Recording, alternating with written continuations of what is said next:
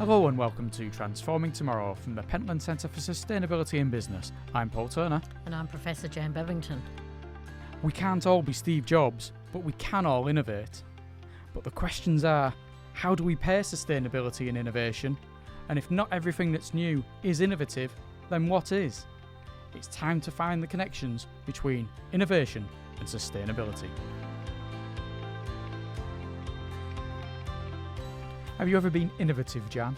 Hard to know, isn't it? Because I like to think so, but it's one of those funny words, isn't it? As to what it quite means will vary by people, vary by field. So I hope I'm innovative, but I don't know if you can say that for yourself, can you? Excuse me? No, I don't. That sounded very insulting. No, it means that you can't say it about yourself. I'm not saying that you're not innovative, because I think you probably are. Your choice of words was not particularly good then, is all I will Wasn't say. exact enough. Can't say it about you. No. I'm innovative, you're not. That's thank you. Right. I think we've headed off on the wrong tangent already. No, I think exactly what you say, though. It varies from person to person, from industry to industry, probably from country to country, about what actually innovative is, and obviously from year to year, because what's innovative now in 5 years' time will be passé. Although there's also, I think, I suppose when you're thinking about innovation as a word, it has almost a universal sort of exciting, positive feel to it. But also some people fear innovation because, you know, there's some innovations that you think, oh, I don't like the look of that. So it's a really amazing concept and idea, but most likely as well really important if we want to do things differently. Yes, you go back in history and there's the famous Luddites, of course, who were very much against any kind of technology for the fear of what it would happen. And some might, at the moment, given certain technological advancements and what certain technology means, agree with the Luddites to a certain extent and say maybe they had it right. Yeah, and I think I remember reading somewhere, and I'm going to look it up and put it in the show notes, dear listeners, that the Luddites have had a bit of a bad press. I think they were not so much anti the technology as that they wanted to preserve the best of what their lives were like. So I'm going to do a bit more hunting on that, because I'm pretty sure that I realised at some stage just calling somebody a Luddite is maybe doesn't do the movement justice, but we'll find out. Yeah. Luddite is generally used, or has been generally used, as an insult, although I think some people would take it on and say, yes, I'm happily a Luddite when it comes to, let's say, AI or certain things like that. Well, and given our recent episode on ageing, maybe it comes more naturally at various times of your life. Yes. You're an innovative elderly person, is that what you're saying?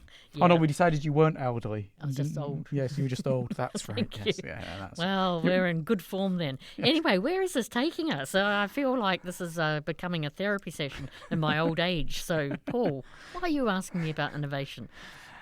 Because I think it's about time we considered how innovation and sustainability go together, how innovation and business strategy go together, and whether there is a natural link between them, whether you can have one without the other. I think that's a great thing to have a wee dig into. Who have we got to come and chat to about that with us? Today we're joined by Barbara Salopek, who is an innovation strategist. She's the founder and CEO of a company called Vinco Innovation in Bergen in Norway, and she's also a lecturer at the BI Norwegian Business School. So she knows an awful lot about innovation. And she's in the right place for it as well, because Bergen has been innovative its whole life. I love Bergen. We'll come back to that anyway. I've never been to Bergen, so you know much more about Bergen than I do. Welcome to the podcast, Barbara. Thank you very much. Thank you for inviting me. It's a pleasure to be here, and I loved your introduction and discussion about innovation. We're uninformed, but you are much more informed. So maybe we could start the podcast. Could you tell us about your background and why you've written the book Future Fit Innovation, Empowering Individual Teams and Organizations for Sustainable Growth? Okay, I can tell you a little bit about myself. I have a double master degree in international management, international business, and I have more than 20 years experience of working, and most of my working lifetime was working with innovation in one way or the other. And through this experience, I saw many things in the companies' lives and how leaders think about innovation. And one of the things was, especially here in Bergen some years ago, everyone was crazy about design thinking. And that was completely, trend, and everyone was just doing that. And everyone thought, okay, now we have this one tool, and now everyone is going to be innovative. Or before that, it was business model canvas. Crazy about that. Let's do that. But then all those expectations, they weren't fulfilled to the degree they were expected, because innovation is not one tool or one process. It's much more, and it's much more complex, and you cannot have one tool saving everything. Then every company will be doing it. So that's why I wanted to write the book and explain in the book why that it's not as simple, that it's a long term, it's a marathon, and how. And also everyone talks about what you should do, this framework or this one, but no one mentions barriers or obstacles on this path. And I think that these are equally important to mention. So that's why I wanted to address some of those and how maybe you can overcome those. So, while there are the various different types of innovation, is there an essence to innovation generally in your experience? Yes. Innovation is everything that is new, either is it a product or service or business process, anything that is new and useful. If it's new or you have many ideas, that's creativity, that's not innovation, but it has to be used somehow by somewhere. So it's not about brilliant ideas or sudden breakthroughs. And equally, we need important breakthroughs, and incremental small improvements are equally important.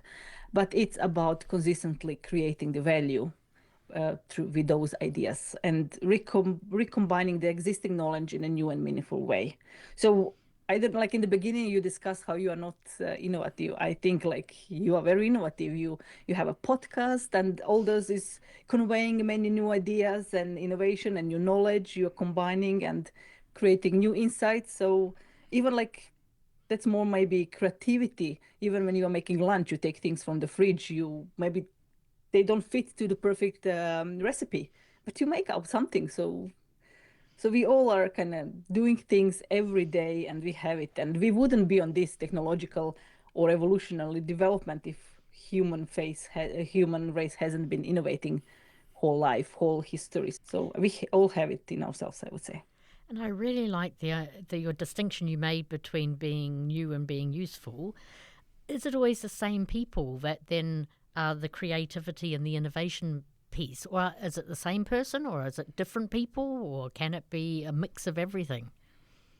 I think that there is a general, how to say it, social or societal acceptance that there are certain people who are creative and innovative, like Steve Jobs. So he's the god of creativity and innovation.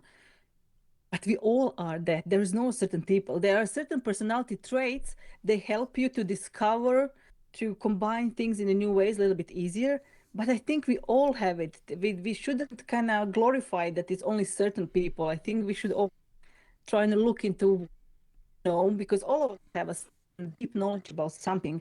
And when you combine this knowledge in new ways and you use it, then you are innovative. So I don't think we should stop glorifying certain individuals, but and that's also the point with the book as well, is like to kind of bring it down to everyone, and for the team leader to understand that it's not reserved for certain leaders, certain archetypes. It's within everyone. Oh, that's really encouraging. I like that. Innovation, then. We've talked in the past about the word sustainability on this podcast and how sometimes it can be maybe a buzzword or even an obstacle, something that's not necessarily very easily understood. And from what you've said there's so many different aspects of innovation. Therefore, do you find that the word innovation itself can sometimes create difficulties with people trying to understand what it means and how it can apply to them?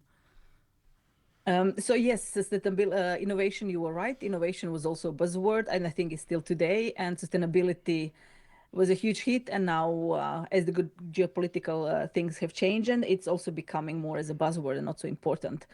And I think both are important, and both can integrate and enhance each other out if we are doing them smartly and strategically. It shouldn't be one without another. So, given that we don't want one without the other, what I liked about your book is that you describe sustainability as a strategic driver of innovation, resilience, which is something that we've talked about quite a bit on the podcasts as well, and long-term growth. Can you tell our listeners a little bit more about how the innovation sustainability elements tie together in your mind? Yes. Well, first of all, now we can look at the market trends. They have changed. Suddenly you have a certain amount of customers that are demanding certain type of products. For example, you want customers that don't want to drink alcohol, you want customers that don't want to eat meat. So they are the market trends, and not eating a meat is sustainable action. So then they do go together, creating solutions for these customer demands. That's how innovation sustainability go together well. And we also have new business models, like for a sharing economy. Suddenly the new generations, they're not they don't care about owning a car or owning a house. Suddenly they care about that they can rent it when they need it. So then we have a completely new business model. So that it's the best is, and sustainability should work so it integrates innovation, because at the end sustainability is looking for solutions for the problems we have, either they are climate or societal, social. So when we have new solutions then and they are implemented, so we have innovation. What's really good about the way you've talked about sustainability as well in the book is the fact that you're not just talking environmental and you're not just talking economic, which are the two ones that we find seem to be covered most. But within this podcast, we've talked a lot about going beyond that to social and cultural sustainability as well. And you've included the umbrella term there, not just narrowing it down to one. And do you feel that all areas of sustainability are key when it comes to innovation? Of course, I think that all three are essential. Climate in one way, but climate challenges are creating poverty, and they're creating a social problems as well.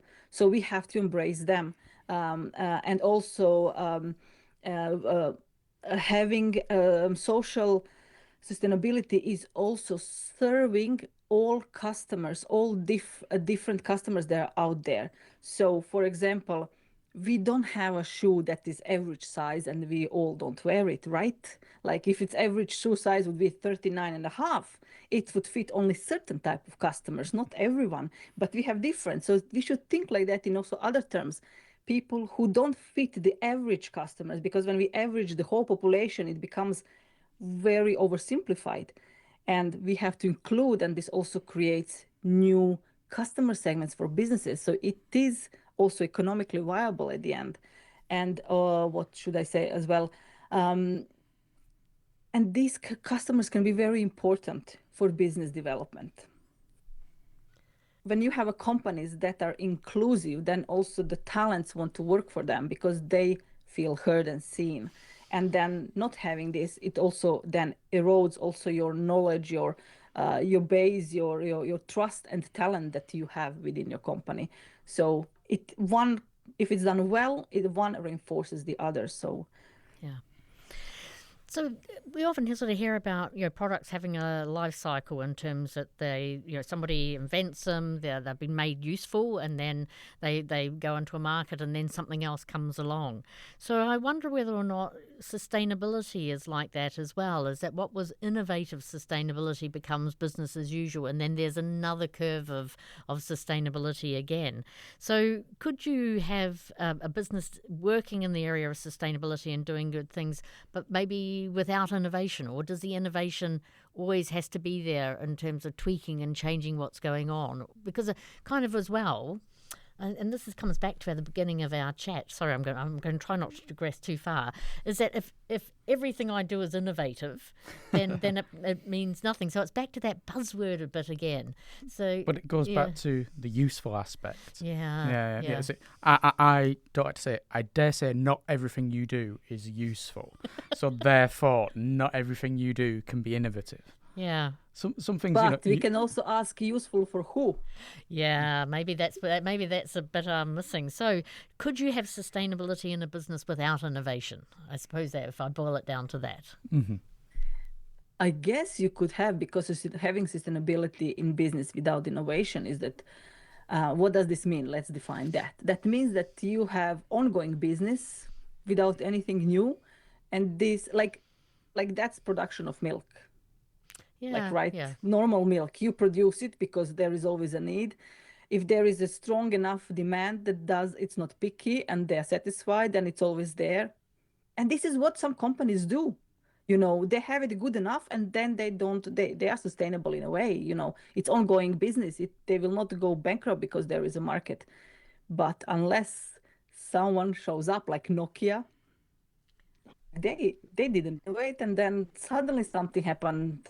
Like, we can be sustainable as long as someone suddenly doesn't change the circumstances and context. And then if we are not prepared, then we end up like Nokia or Yeah. Kodak.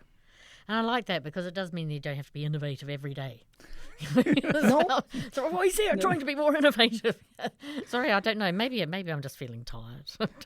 You need space in life for a bit of hedonism.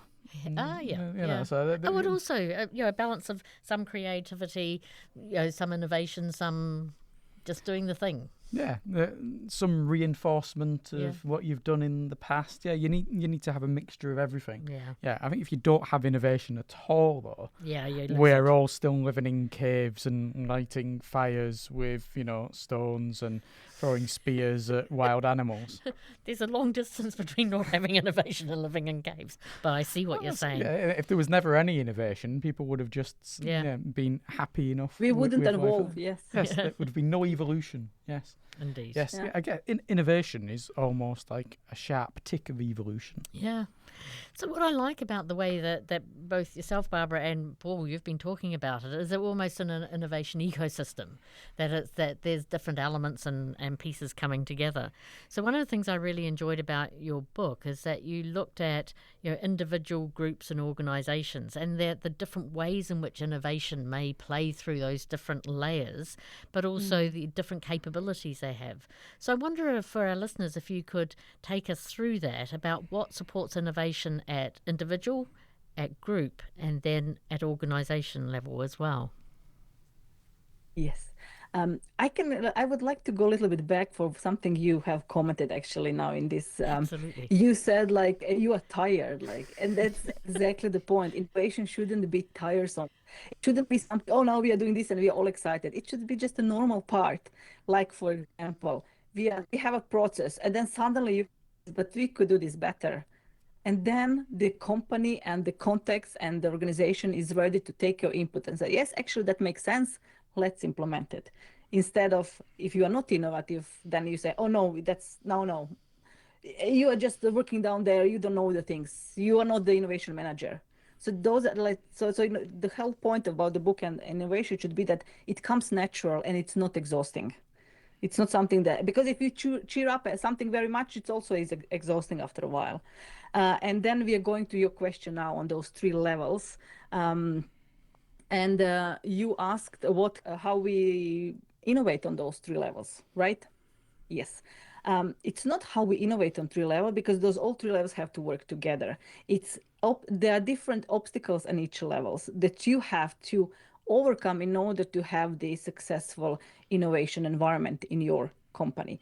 And then as at the beginning you say you have been discussing whether you are innovative, but people discuss whether I'm creative, and I thought I'm not creative because I cannot paint nice, and somebody thinks that it's not creative because they cannot draw or play piano. Or I saw on LinkedIn a person said, I'm quitting my corporate job and finally I will be creative by doing interior design. Like because that person, we are all think that creativity equals being artistic, doing something artistic. But you can be creative how you write emails, how you negotiate, how you come up with ideas for a new product or tweak on the products. So it's important then. So that's the barrier on individual level, that people think that they are not creative. And if you are a leader, that you want your company or team to be more innovative, you have to know that, and you have to kind of help them to overcome this barrier and tell them, okay, you are maybe not artistic, but you probably have solved some everyday problems at home, or point out, oh, you solved this problem so good at work, you negotiated this, well, we wouldn't get a deal without your valuable input at that time. And then also what another things on individual level is functional fixedness. Through schooling and education, we learn what item is for what. And then we just look TV screen as a TV screen, a table as a table. In order to be efficient, we assign those functionalities and we don't question them. And that creates barriers. And then we have to go outside of those. So that's on the individual level. And then on the team level, it's diversity, that we don't have diverse set of the people. And then it's also kind of, if we have equal people around us, that means that we again fall into this functional fixedness, certain archetypes.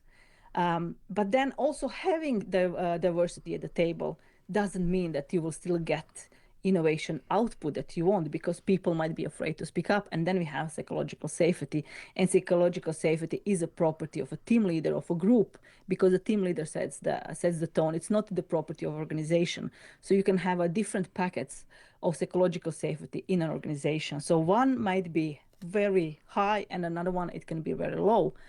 And then we have organizational, how organization sees on, does the top management understands its role? And then we have then contextual challenges like sustainability that comes into the picture, and technological advancements. So all those three are shaped and then again influence both individuals, and individuals make groups and groups make organizations. I hope I answer somehow. I really like the point you've made there about functional fixedness, and it reminds me of something I saw towards the start of the year about Vaseline. And the creators of Vaseline have discovered that people are using it in ways that are totally unexpected. It's not just for rubbing on your lips and for dry skin. People will put it on their fingers in order to be able to eat certain brands of crisps that normally leave traces on your fingers. There's no trace on your fingers if you use Vaseline.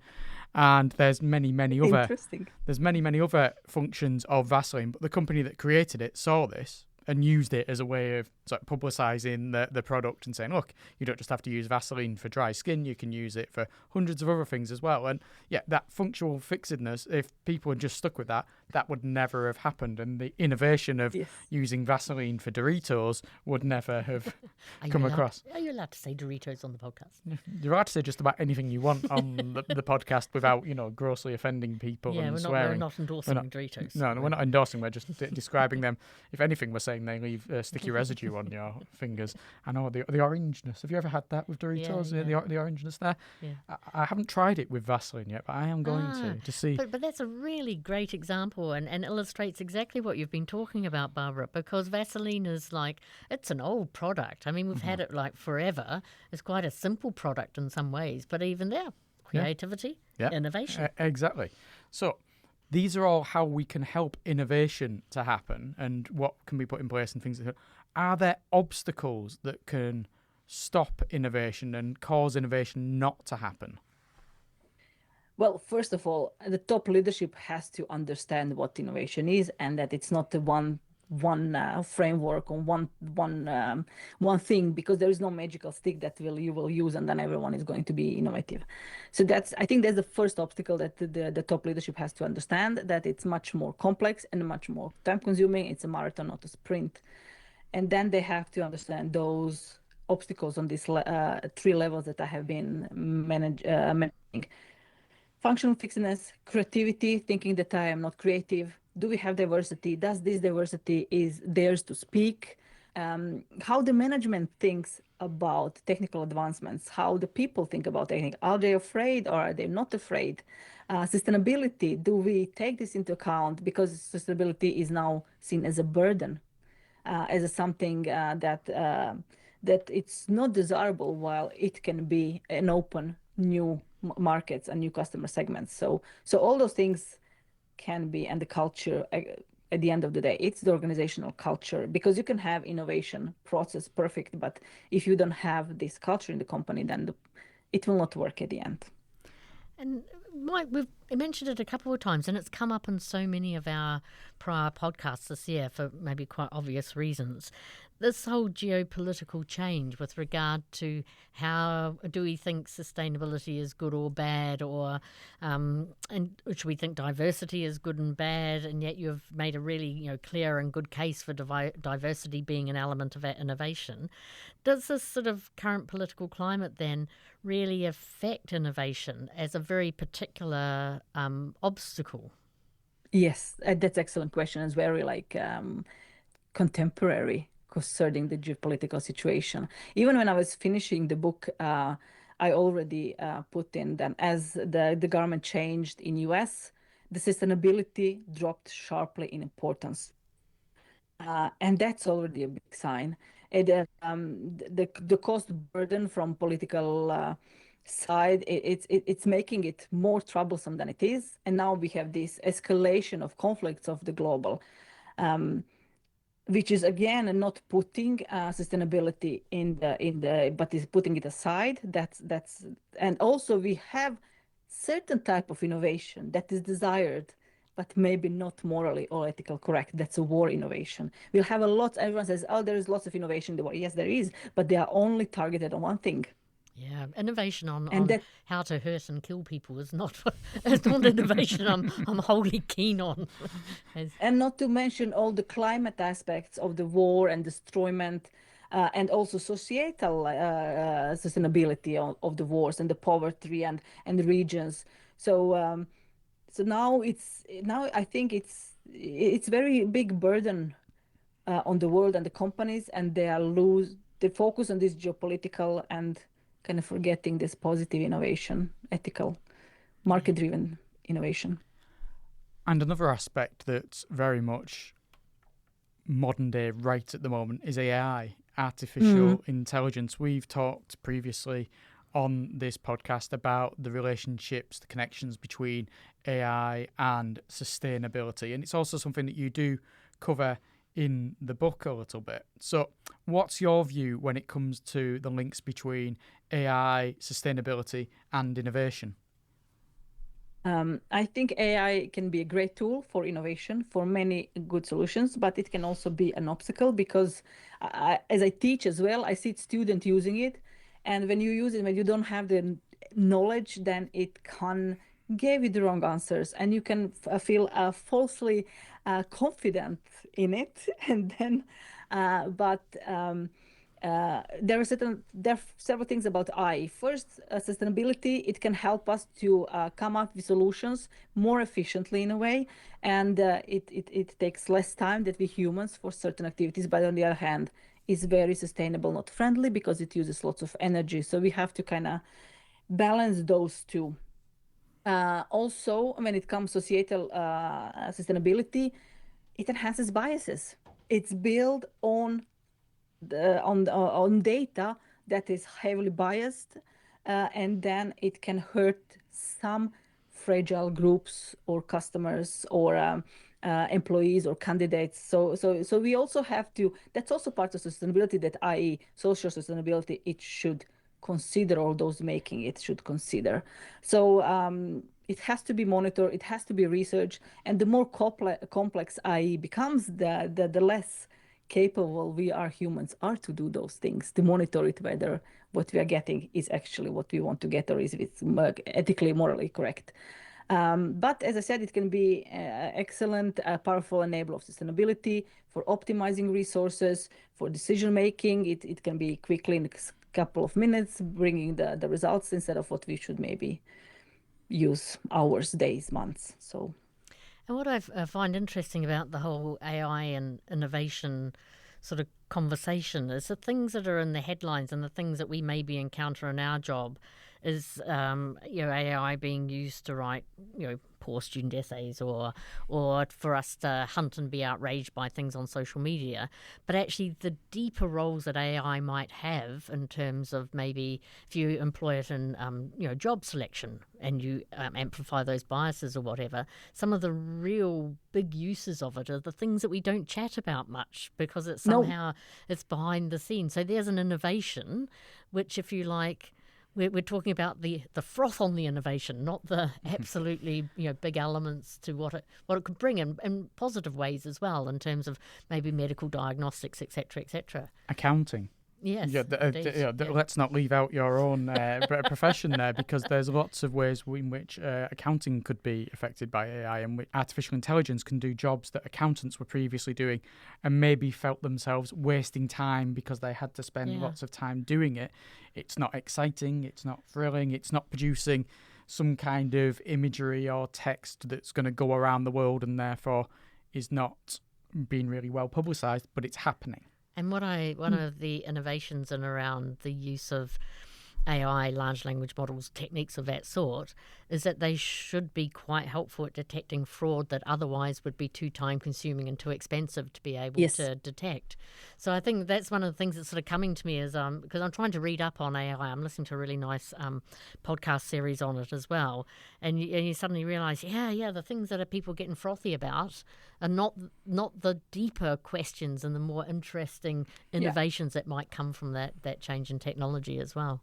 It maybe ties back with what we said in the discussion we had back at the start of the series about AI, though, about things such as generative AI and the fact that the amount of energy and resources it uses for doing things that are either frivolous, could be done by a person with just as much effort, or are going to end up being offensive and capture the eye of people. And that's where the big energy use and sustainability maybe topic comes in, rather than the stuff that's actually going on that isn't being seen and may be useful and innovative. Yeah. But I think that's enough on on that. Let's go to something, positive. Let's head towards positivity at the end of this podcast. So could you tell us some, because you've looked at lots of examples through your business, but then also through your teaching activities and brought them together in this book, what are the most powerful examples of sustainability-linked innovation that you have had the pleasure of observing? I think one of that was the most intriguing for me was the medical AI. Going through all research papers on certain disease and providing the medical doctor, the person, with exact, precise, specific information for that patient. Something that will take months or maybe years to find out, to dig. So I can do it very effectively. So I really love that one. How it can medical AI could scan and synthesize the vast amount of medical data and combine exactly with information that you need for that patient. But also one other ones that I liked a lot was the producer of the furniture Flock. They decided to produce chairs without the glue. And that's quite power mind shift, because we are used to glue things, but when you are going to recycle and reuse, then the glue is not good because it's a chemical and it can be dangerous chemical. So they decided to take out the glue and make the chairs. And this is also example of breaking functional fixedness in order to be more environmentally friendly. So that's another example that I think companies should think more in these ways. What can we do that can be more climate or more social sustainable? And it doesn't take so much, but we have been focusing on profit. And it's been driven by US thinking, because of shares and the value of the companies on the stock exchange. But I think, and Europe has been a little bit better on this, taking a step back and thinking, what actually does this mean? And I think we should try and help further organizations to not forget this part, even though now we're in the situation where it's very easy again to neglect the sustainability and positive impacts the organization should be also creating, not only profit-wise. So we'll wrap this up then, just by looking ahead. And are there any particular innovations that you can see, or areas where you can see innovation might happen with regards to business and sustainability in the coming years? I think hopefully after all this geopolitical situation, we will go back to CO2 storage and capture and production. And I think it will be, I don't think it will kill any jobs. We will just have to repurpose ourselves differently. And we saw it when Facebook came and Google came. We all thought marketing and the newspapers were gone, but they're still here. Like, we will find the ways to be relevant, and I think the human factor will be important. And I will make some jobs disappear into new jobs, creation of something that will be different. And I think that it will be integration of both innovation, sustainability, and technology together. It will be much better and much more synergic, creating new innovations. Well, that's been wonderful. Barbara, thank you so much for bringing so much innovation to our podcast. You've been a great guest. Thank you. Thank you very much. And thank you, everyone, for listening.